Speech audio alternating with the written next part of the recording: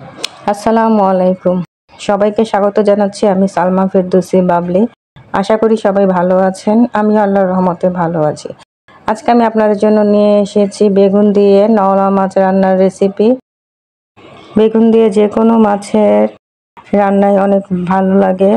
আমি যেভাবে রান্না করি সেটা আপনাদের সাথে শেয়ার করব। আশা করি রেসিপিটি সবার ভালো লাগবে। চলুন রেসিপিটি শুরু করা যাক। এখানে আমি বেগুন কেটে ধুয়ে নিয়েছি। এখন বেগুন আমি একটু মোটা করে কেটে নিয়েছি। এখানে আলু কেটে নিয়েছি আমি লম্বাটে করে। এভাবে তরকারিতে আলু দিলে ভালো লাগে। এখানে আমি টমেটো কেটে নিয়েছি, কাঁচা পাকা দুই ধরনেরই। আর বেগুনের তরকারিতে টমেটো দিলে স্বাদ অনেকাংশে বেড়ে যায়, আর কাঁচা টমেটো যদি দেয়া যায় তবে আরও বেশি মজা লাগে।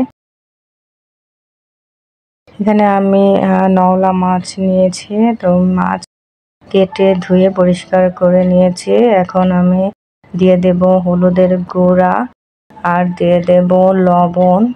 তো মাছগুলোকে আমি খুব ভালো করে মাখিয়ে নেব।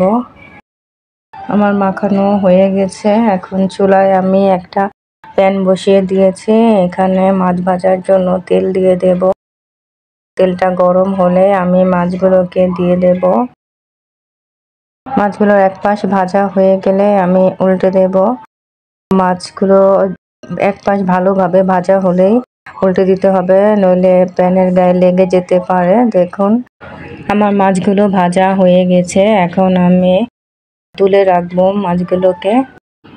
মাছগুলোকে তুলে আমি সাইডে রেখে দেব। এখন আমি চুলায় একটা পাত্র বসিয়ে দিয়েছি। তো এখন আমি তেল দিয়ে দেব 3 টেবিল চামচের মতো। তেলটা গরম হলে আমি দিয়ে দেব পেঁয়াজ কুচি আমি দিয়েছি 3টা মাঝারি সাইজের পেঁয়াজ। পেঁয়াজটা একটু নেড়ে চেড়ে ভেজে নিতে হবে। হালকা ব্রাউন হয়ে এলে দিয়ে দেব হলুদের গুঁড়া 1 চা চামচ, দিয়ে দেব লাল মরিচের গুঁড়া 2 চা চামচ, আর দিয়ে দেব লবণ স্বাদ মতো, আর একটু পানি দিয়ে দেব যাতে মশলাটা পুড়ে না যায়, মশলাটা কষানো যায়। আমি ভালো করে মশলাটাকে কষিয়ে নেব। মশলাটা কষানো হয়ে গেছে, তেল উপরে উঠে এসেছে। এ পর্যায়ে আমি দিয়ে দেব বেগুন আর আলু, আমি একসাথে দিয়ে দেব। এরপর আমি খুব ভালো করে নেড়ে চেড়ে মিশিয়ে নেব মশলার সাথে। এরপর ঢাকনা দিয়ে ঢেকে দেব। কিছুক্ষণ এভাবে রান্না করার পর ঢাকনা তুলে আবারও নেড়ে চেড়ে দেব যাতে নিচে লেগে না যায়। এরপর আবার ঢাকনা দিয়ে ঢেকে দেব। এভাবে কয়েকবার করে কষাতে হবে।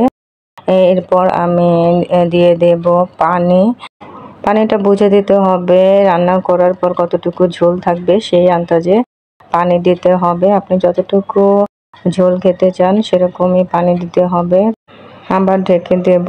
তো এভাবে 15 মিনিট মিডিয়াম আঁচে রান্না করার পর দিয়ে দেব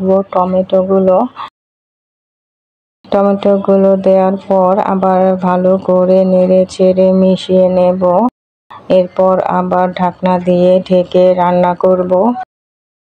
আলু বেগুন মোটামুটি সিদ্ধ হয়ে এসেছে। এ পর্যায়ে আমি দিয়ে দেব ভাজা মাছগুলো। এরপর দিয়ে দেব কাঁচামরিচ। এরপর একটু নেড়ে চেড়ে ভালো করে মিশিয়ে নেব তরকারির সাথে।